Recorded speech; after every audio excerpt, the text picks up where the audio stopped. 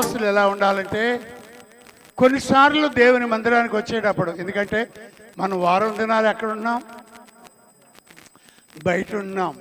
కాబట్టి మన ప్రపంచంలో మిగిలిన 6 దినాలు బయట ఉన్నాం. కాబట్టి చూచుట వలన, వినుట వలన, ఆలోచించడం వలన, స్నేహాలు వలన, కొన్నిసార్లు కాదనలేక, కొన్నిసార్లు పొమ్మనలేక మనం కొన్నిసార్లు కలుషితం అయిపోతాం. అటువంటి స్థితిలో మనం వచ్చిన దేవుని వాక్యం విన్నప్పుడు ఆ వాక్యం మనల్ని ఏం చేస్తుంది? అది పరిశుద్ధాత్మదేవుడు పాపమును గూర్చి, తీర్పును గూర్చి, న్యాయమును గూర్చి ఒప్పింపజేస్తాడు. హల్లెలూయా. ఆయన ఒక ఉదాహరణ చెప్తాడు.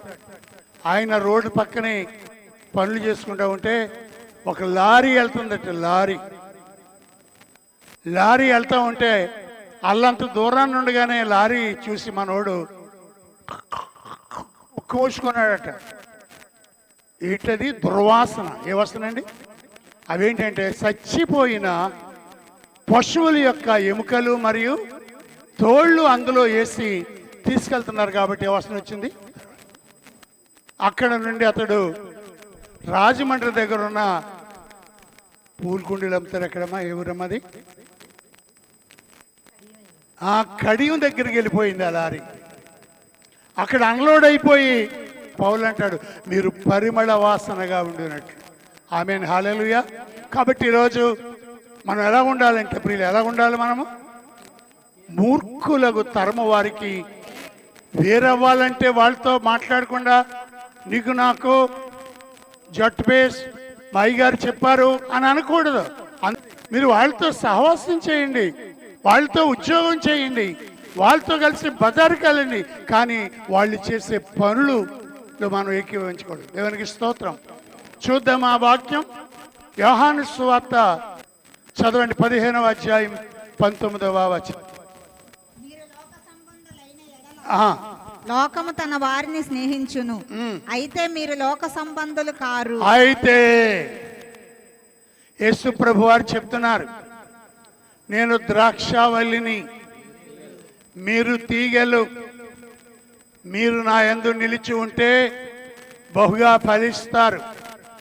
మీరు ఫలించుట వలన నా శిష్యులని జనాలు గ్రహిస్తారు. నేను మిమ్మలను దాసులని పిలువక స్నేహితులను పిలుస్తాను. మీరు నా ఆజ్ఞలను గైకొంటే మీరు నన్ను ప్రేమించినట్టే అని చెబుతూ ఆయన అంటున్నాడు. ఏమన్నాడు? మీరు లోక సంబంధులైన ఎడల, మీరు లోక సంబంధులైన ఎడల లోకము తన వారిని స్నేహించును, అయితే మీరు లోక సంబంధులు కారు. మీరు లోక సంబంధులు కారు. నేను మిమ్మల్ని లోకములో నుండి లోకములో నుండి ఏర్పరుచుకొంటిని. స్తోత్రం చెప్పండి.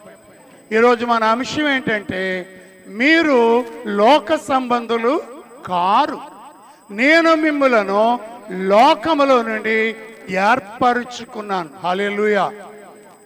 మీరు హెబ్రీయులు లేక మీరు ఇశ్రాయేలీయులు. ఇంతవరకు మీరు ఎక్కడున్నారు? ఐగుప్తు దేశంలో ఉన్నారు.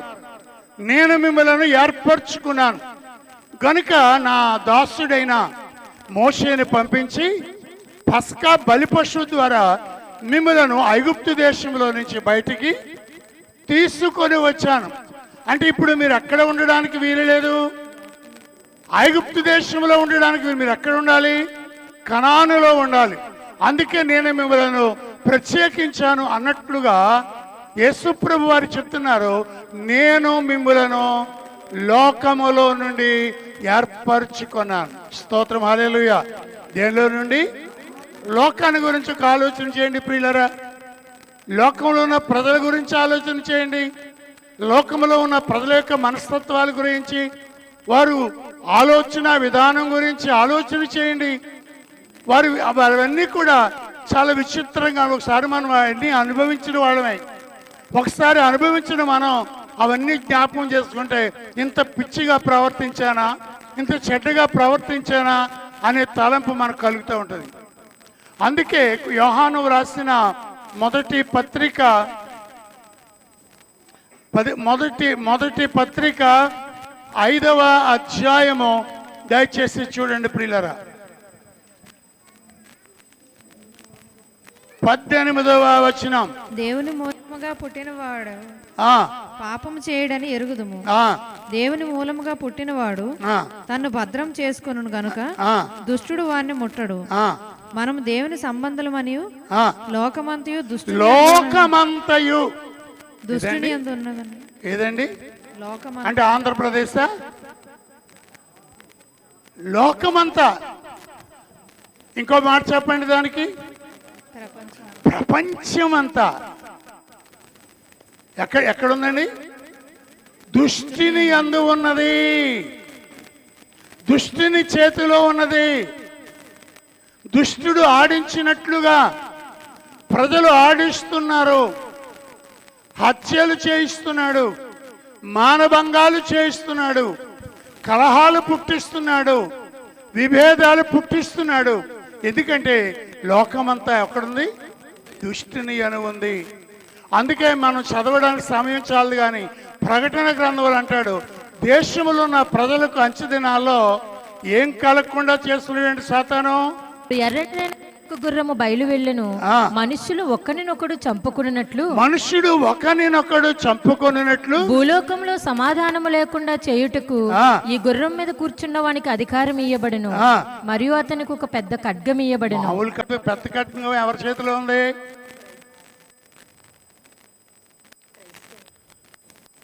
గొల్లియాతు గాడి చేతిలో ఉంది కదా.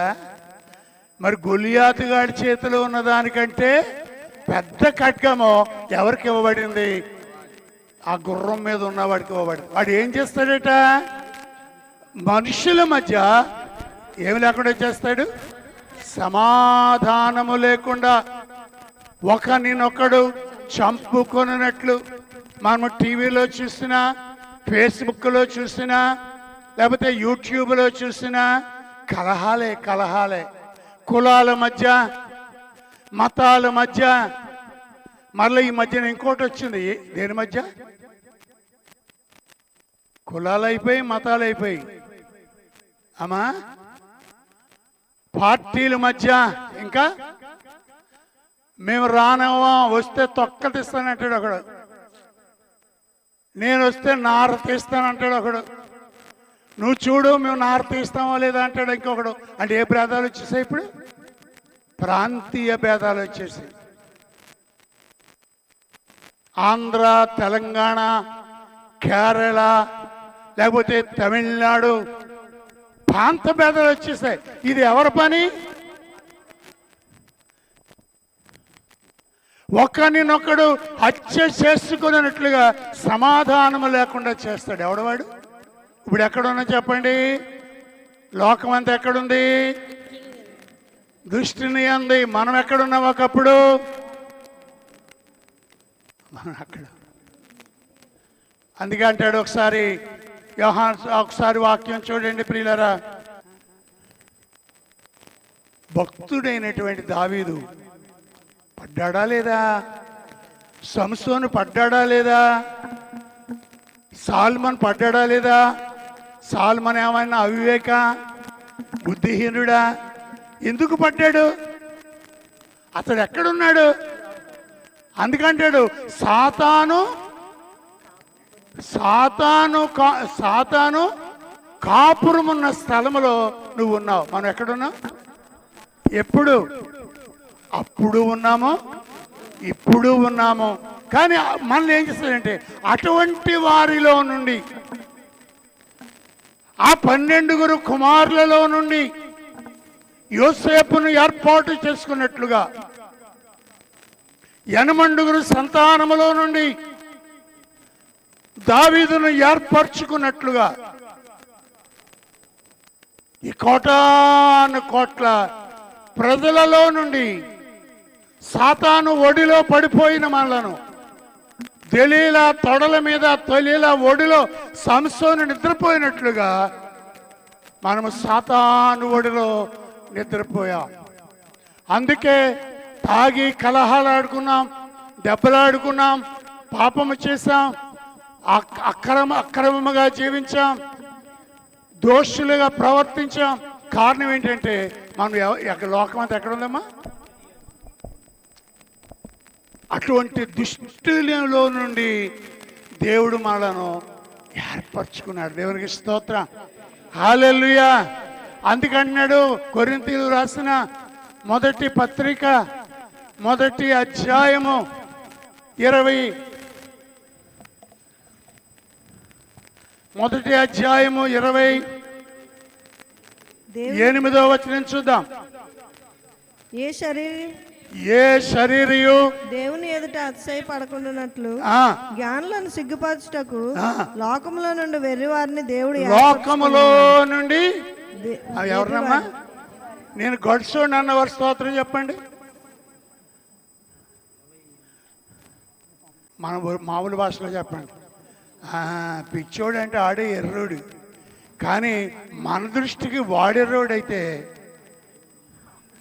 అమ్మా దేవుని దృష్టికి వాడి దృష్టికి వద్దులేండి, మనకి దేవుని దృష్టికి అయ్యో నా ప్రజలకు తెలియలేదా, ఎద్దు తన కామందు నెరుగును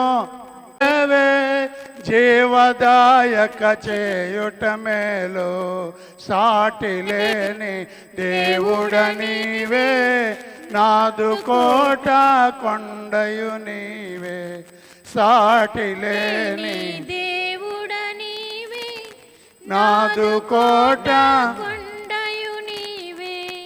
జ్ఞానులను సిగ్గుపరచడానికి లోకములో వెర్రివారిని బలవంతుల నుండి వెర్రి వారిని దేవుడు ఏర్పరచుకొని ఉన్నాడు. బలవంతులైన వారిని సిగ్గుపరచుటకు లోకములో బలహీనులైన వారిని దేవుడు ఏర్పరచుకొని ఉన్నాడు. ఆమేన్. ఎవరినండి? నీచులను నికృష్టులను. ఎవరినండి? నీచులను. ఎవరమ్మా?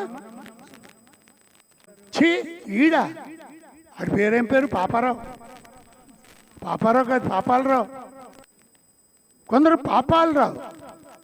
పాపాలరావుని ఇతడును అబ్రహాం కుమారుడు అన్నాడు. స్తోత్రం, హల్లెలూయా.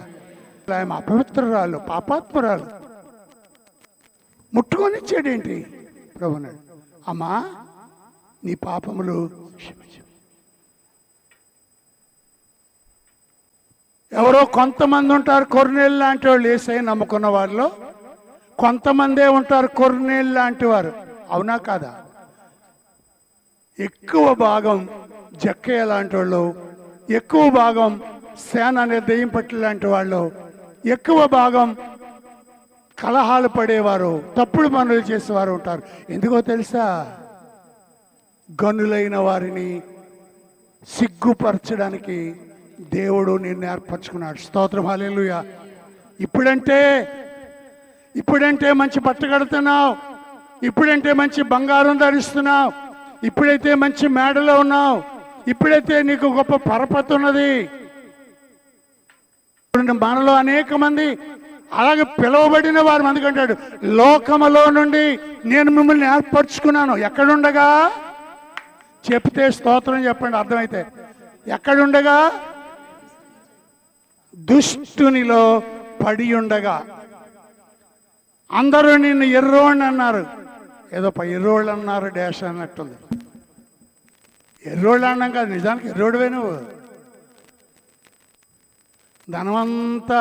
ఒక ధనవంతుడికి కొడుకుగా పుట్టి పెళ్లి చేసుకుని హాయిగుండం మానేసి స్త్రీలతో తిరుగుతావా? ప్రేమనగర్, ప్రేమాభిషేకం. మరి ఎర్రోడు అనకపోతే నేను ఏమంటా చెప్పండి? ఎలా బ్రతికితే? మనందరము కూడా వెర్రివారము, బలహీనులము, నీచులము, తృణీకరించబడిన వారము, ఎన్నిక లేని వారము. దేవుడు మనలను ఏర్పరచుకున్నాడు. దేవునికి స్తోత్రం. ఎందుకు? ఎలాగుండాలని? ప్రత్యేకముగా ఉండాలని. దేవునికి స్తోత్రం, హల్లెలూయా, హల్లెలూయా. ఎందుకంటే ప్రియులారా, మనం అందరిలాగే పుట్టినా కానీ ఇప్పుడు మరలా మనం జన్మించామే. ఎలా జన్మించాం? యోహాను రాసిన సువార్త 1వ అధ్యాయం 14వ వచనం చూద్దాం. రక్తము వలనైనను, యోహాను సువార్త 1వ అధ్యాయం పుట్టినవారే గాని ఆ, రక్తము వలనైనను రక్తము వలనైనను, శరీరేచ్ఛల వలన శరీరేచ్ఛ వలనైనను, మనుష్యేచ్ఛల వలనైనను మానుషేచ్ఛ వలనైనను పుట్టినవారు కారు. ఎవరో ప్రపంచంలో ఉన్న మనుషులందరూ దేని వలన పుట్టారు? రక్తము వలన పుట్టారు. మనందరము రక్తము వలన, శారీరేచ్ఛ వలన, మానుషేచ్ఛల వలన గమనించండి. లోకములో ఉన్న ప్రజలందరూ, వారితో పాటు మనము కూడా రక్తము వలన, శరీరేచ్ఛ వలన, మానుషేచ్ఛ వలన మనం పుట్టాం. కానీ దేవుడు మనలను మరలా జన్మింపచేశాడు. ఎలా? తన విశేష కనికరము చొప్పున మరలను దేవుడు మరలా దేని ద్వారా జన్మించాడు అమ్మా? రక్తము వలనైనను, శారీరేచ్ఛ వలనైనను, మానుషేచ్ఛ వలనను కాక అమ్మా దేని వలన పుట్టాం మనము? మరి పేతురు రాసిన మొదటి పత్రిక 1వ అధ్యాయము 22వ వచనం.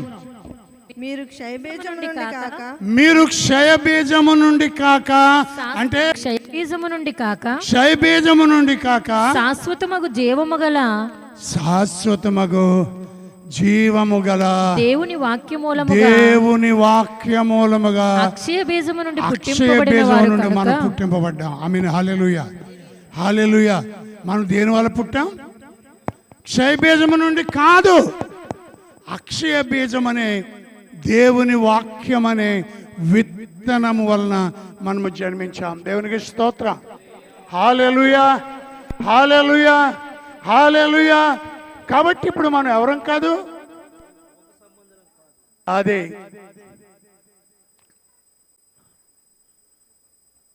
మనందరము దృష్టిని యందు పడి ఉన్నాం. కానీ దేవుడు మనలను, వెర్రివారమైన మనలను, బలహీనులమైన మనలను, నీచులమైన మనలను, తృణీకరించబడిన మనలను, ఎన్నికలేని మనలను దేవుడు వాక్య బీజము నుండి మనలను కని ఆయన మనలను ఏర్పరచుకున్నాడు. దేవునికి స్తోత్రం. హల్లెలూయా, హల్లెలూయా. అందుకంటాడు, ఇదిగో ఈయన నా ప్రియకుమారుడు, నేను ఈయన్ని కన్నాను. యేసయ్యను దేవుడు ఎలాగా లోకంలో నుండి ఎంతోమంది పుట్టిన మనుషులుగా, ఎంతోమంది మహానుభావులు ఎందరో పుట్టారు. మోషే పుట్టాడు, యెహోషువ పుట్టాడు, దావీదు పుట్టాడు, దానియేలు పుట్టాడు, నెహెమ్యా పుట్టాడు. ఎందరెందరో మహానుభావులు. వారందరికంటే యేసయ్యను ఏర్పరచుకొని ప్రత్యేకంగా జీవింప చేశాడు. హల్లెలూయా, హల్లెలూయా. కాబట్టి ప్రియులరా, మనము రక్తము వలనైనను, శరీరేచ్ఛ వలనైనను, మానుషేచ్ఛ వలనము మనము పుట్టిన వారము కాము. అందుకే లోకములో నుండి మనల్ని ఏర్పరచుకొని మనల్ని మరలా తిరిగి ఆయన జన్మింప చేశాడు. దేవునికి స్తోత్రం. హల్లెలూయా, హల్లెలూయా. ఇంకా మనం చదువుతున్నాం ప్రియులరా, చెప్పడానికి అనేకమైన సంగతులు ఉన్నాయి. కానీ లోకంలో మనం ఉంటున్న మనలను దేవుడు ఏర్పరచుకున్నాడు. దేవుడు వెలుగుగా వచ్చి దేవుడు మనల్ని వెలిగించాడు. ఆయన మనను లోకంలో నుండి తన రక్తం ఇచ్చి, ప్రాణమిచ్చి మనలను కొన్నాడు.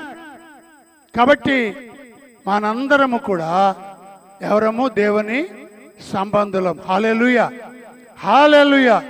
కాబట్టి మనం ఏం చేయాలి తెలుసా? రోమాపత్రిక 13వ అధ్యాయం, రోమాపత్రిక 13వ అధ్యాయం 13వ వచనం ఏమో చూడండి. ఆటపాటలైనను, మత్తైనను లేకయు, కామ విలాసములైన పోకిరి శాస్త్రులైనను లేకయు, అయినను మస్తరమైనను లేకయు కలహమైనను మస్తరమైనను మత్సరమైనను లేకయు పగటియందు నడుచుకున్నట్లు ఆ. మర్యాదగా నడుచుకుందుము. ఎలా నడుచుకోవాలమ్మా? పగటి చెప్పండి, ఎలా నడుచుకోవాలి మనం? మర్యాదగా నడుచుకోవాలి. అందుకంటే సంఘములో ఎలా ఉండాలి? క్రమముగాను.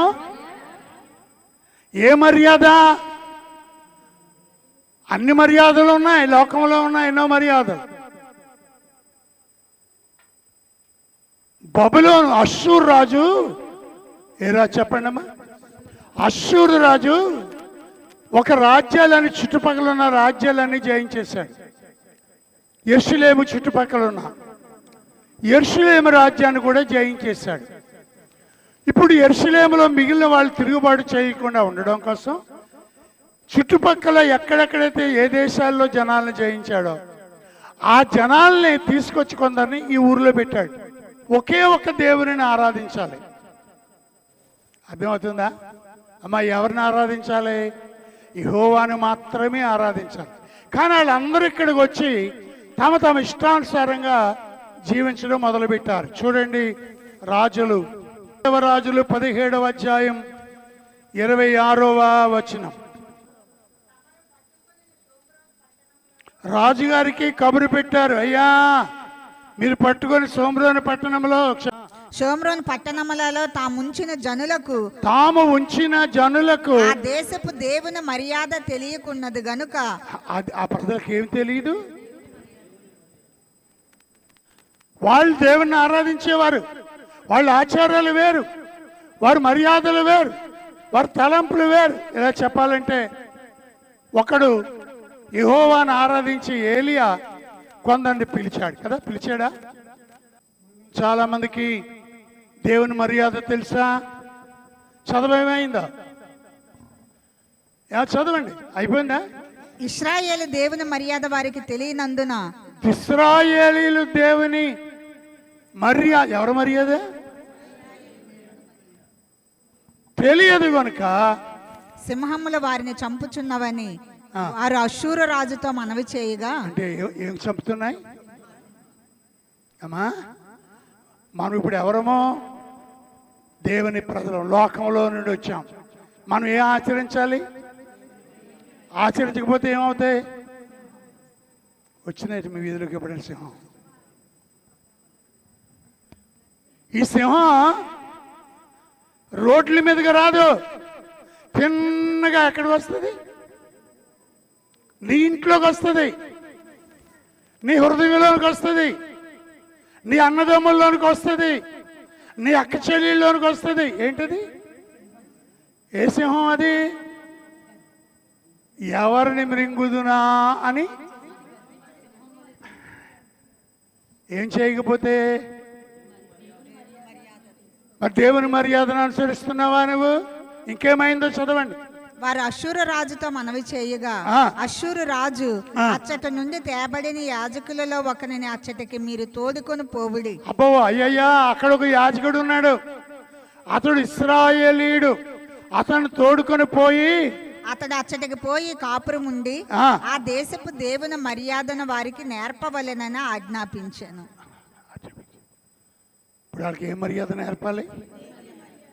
మరి పాస్టర్ గారు ఏం చేస్తున్నారు మీకు?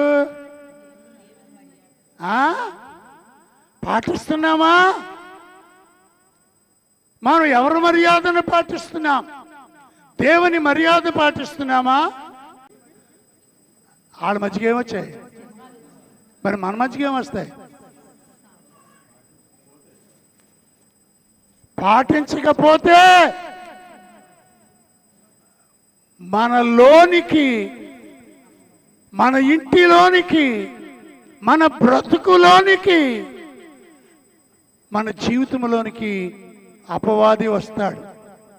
అపవాది వస్తే సమాధానం ఉండదు, సంతోషం ఉండదు.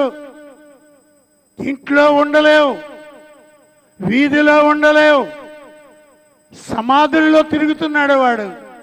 పిచ్చి పిచ్చి కేకలు నీటిలో నుంచి వినబడతాయి. ఎందుకో తెలుసా? సింహాలు మీ మధ్యకు వస్తాయి. అందుకే అంటున్నాడు ప్రియులరా, దేవుని మర్యాదను మనం ఏం చేయాలి అమ్మా? నేర్చుకోవాలి. స్తోత్రం చెప్పండి. హల్లెలూయా. దేవుడైన యెహోవా ఇశ్రాయేలుకి చెప్తా ఉన్నాడు. లేవికాండం ఇంకా త్వరగా చదివితే కొన్ని మాటలు. ఇర్మియా గ్రంథం చూడండి. ఇర్మియా గ్రంథం 12:2 నీవు వారిని నాటుచున్నావు, వారు వేరు తన్నుచున్నారు, వారు ఎదిగి ఫలములనిచ్చుచున్నారు, వారి నోటికి నీవు సమీపముగా 12 అమ్మా. ఇర్మియా గ్రంథం 10వ యెహోవా సెలవిచ్చినదేమనగా. అమ్మా ఎవరు? యెహోవా అంటే ఎవరు? నీవు నేను ఆరాధించే దేవుడు. లోకములో నుండి, పాపములో నుండి, సాతాను అధికారములో నుండి నిన్ను బయటికి పిలిచిన దేవుడు ఇలా సెలవిస్తున్నాడు. అన్యజనుల ఆచారం అభ్యసింపకుడి. మన అందరికి ముందు ఎవరు? అన్యులం. ఇప్పుడు మనం ఏం చేయకూడదు? అవి అభ్యసించకూడదు, ఆచరించకూడదు, అభ్యసించను. ఎవరు ఆచారాలు? మనం ఒకప్పుడు ఎవరు? అన్యజనులు. ఆచారాలు ఇప్పుడు మనం ఆశించకూడదు, అభ్యసించకూడదు. లోతు కుమార్తెలు పాపం చేయడానికి కారణం ఏంటి అమ్మా? ఏం చెప్పండి? లోక మర్యాద. ఏ మర్యాద? 19 ఆదికాండము. సరే, ఇప్పుడు మనం ఎక్కడున్నాం చెప్పండి? దేవుని మర్యాదను నేర్చుకోవాలి. అన్యుల ఆచారాలు మనం అభ్యసించకూడదు. లేవికాండం 18:30 ముందుకు వెళ్ళిపోదాం.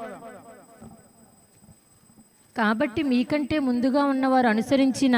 హలో ఇశ్రాయేలులారా, నేను మిమ్మల్ని కనాను దేశంలో తీసుకెళ్తాను.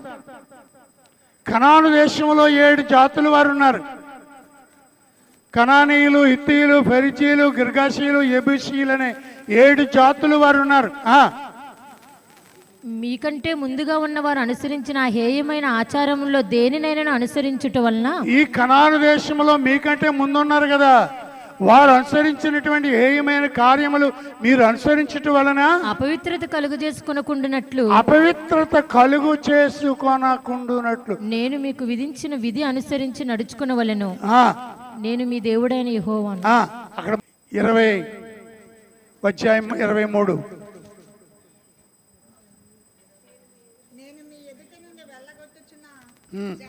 ఆచారములను బట్టి నడుచుకొన. నేను వెళ్ళగొట్టిన జనముల ఆచారములు మీరు ఏం చేయదు, నడుచుకొన. అంటే ఎవరు ఆచారం? ఇప్పుడు మీరు ఎక్కడున్నారు? కనాను దేశంలో ఉన్నారు.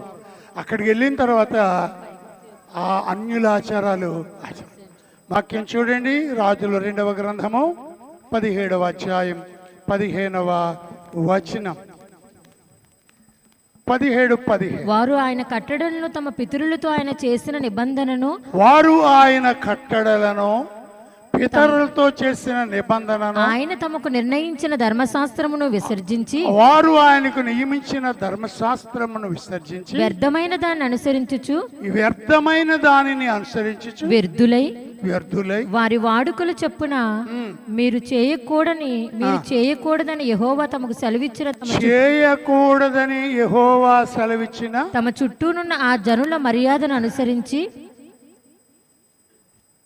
తన చుట్టూ ఉన్న జనుల మర్యాద. ఎవరు మర్యాద? జనుల మర్యాద. ఎక్కడున్నారు వాళ్ళు? ఇశ్రాయేలీయులకు చుట్టూ ఉన్నారు. వాళ్ళు మర్యాదను అనుసరిస్తున్నారు. వీళ్ళు మా ఆచారం పెద్దదానికి పెళ్ళి అవ్వకుండా చిన్నదానికి అందుకే అచేతన చేసేసుకోవాలి. లేకపోతే పాపం యాకోబుకి ఆ నాన్నలాగా ఒక భార్య ఈడంటే చేశాడు. ఏంటది? ఇశ్రాయేలుని ఎవరు పరిపాలిస్తున్నారు? దేవుడే. ఆయన ఘనమైన మహారాజు. జనాలందరూ వచ్చి సకల జనులు మర్యాద చెప్పిన మాకు రాజు కావాలి. ఎవరు పనికి మాలోళ్ళారా? మిమ్మల్ని దేవుడు పరిపాలిస్తున్నాడు రా. ఎవరు కావాలట? ఏ మర్యాద? ఇలాగ చెప్పుకుంటూ పోతే అనేకమైన మర్యాదలు ఉన్నాయి. కనుక మనం అంటున్నాం, మనం ఎలా ఉండాలి? మర్యాదగా ఉండాలి. ఎవరు మర్యాద? దేవుని మర్యాద. మనం అన్యుల్లాగా రోడ్ల మీద డ్యాన్స్ చేయడం, అన్యుల్లాగా కార్డులుగా పసుపు రాయడం, అన్యులులాగా అందరూ పసుపు చీరలే. ఏ చీరలు అండి? ఎవడ్రా చీరలు కట్టుకోమన్నవాడు? బైబిల్లో అలాగే ఏమన్నా ఉందా? వివాహం ఎటువంటిది? ఇంకా ఫలానా వారి పరిశుద్ధ వివాహ మహోత్సవం. పరిశుద్ధ ఏ వివాహం? కాబట్టి ప్రియులరా, ఏకముగా ఉండి. ఎగ్జాంపుల్ ఎవరు? యోసేపు, ఎస్తేర్. అక్కడ ఎంతమంది కన్యకలున్నా ఆమె యూదురాలుగానే ఉంది. ఆమె ఎంతమంది ఖైదీలున్నా, ఎటువంటి పరిస్థితుల్లో ఉన్న యోసేపు పరిశుద్ధులుగానే ఉన్నాడు. కాబట్టి ప్రియులరా, దేవుడు మనను మారు మనసు, రక్షణ, బాప్తీసం, పరిశుద్ధాత్మ అనుభవమే కాకుండా మనం ప్రత్యేకంగా ఉండమన్నాడు. దేవునికి స్తోత్రం. హల్లెలూయా. మీరు లోకమునకు ఉప్పై ఉన్నారు, మీరు లోకమునకు వెలుగై ఉన్నారు. మనం ఒకప్పుడు లోకములో చీకట్లో ఉన్నాం. ఆయన లోకములోనికి వచ్చి ప్రతి వారిని వెలిగించాడు. అందుకే మనము వెలుగు బిడ్డలుగా ఉండాలి. మనం ప్రత్యేకమైన బిడ్డలుగా ఉండాలి. దేవునికి స్తోత్రం. హల్లెలూయా, హల్లెలూయా. కాబట్టి మనము ఎవరు మర్యాదను కనుక మనం లోకంలో ఉన్నాం. తామర పువ్వేనా కలువ పువ్వా? ఏమా? తామర పువ్వు అన్నా ఎక్కడ పుడుతుంది అది? అందుకన్నాడు, నేను బలు రక్కసి చెట్లలో వల్లి పద్మము వంటి దానను. దేవునికి స్తోత్ర. హల్లెలూయా, హల్లెలూయా. కానీ ఈరోజు మనం నేర్చుకున్నాం, దేవుడు మనలను చెప్పండి లోకంలో నుండి ఏర్పరచుకున్నాడు. మనం ఎలా ఉండాలి? ప్రత్యేకంగా ఉండాలి, మర్యాదగా నేర్చుకోవాలి. ఏ మర్యాద? అందుకంటాడు, మీరు ఉత్తమమును అనుకూలమునైన దేవుని చిత్తాన్ని తెలుసుకోండి, లోక మర్యాదను అనుసరించవద్దు. హల్లెలూయా. మనం ఒకప్పుడు ఎక్కడ పడి ఉన్నాం? దుష్టునిలో పడి ఉన్నాం. మనం దుష్టునిలో నుండి, అందుకే యేసు అన్నాడు పరలోక ప్రార్థనలో, దుష్టుని నుండి నన్ను కాపాడు. మనం పడకుండా జాగ్రత్తగా ఉండాలి. అన్ని ఆచారాలు ఆచరించకూడదు, అన్యుల లోక మర్యాదను అనుసరించకూడదు. ఎందుకంటే దేవుని మర్యాద శ్రేష్టమైనది. కాబట్టి మనము పరిశుద్ధంగా ఉందాం, మనం పవిత్రంగా ఉందాం. మనము వాళ్ళని వెంబడించకూడదు, కానీ వాళ్ళే మనలను వెంబడించేవారుగా ఉందాం. అటువంటి జీవితం జీవించడానికి త్రియొక్క దేవుడు మనకు తోడై ఉండి నడిపించును గాక. ఆమేన్. తలలు వంచండి, ప్రార్థించండి.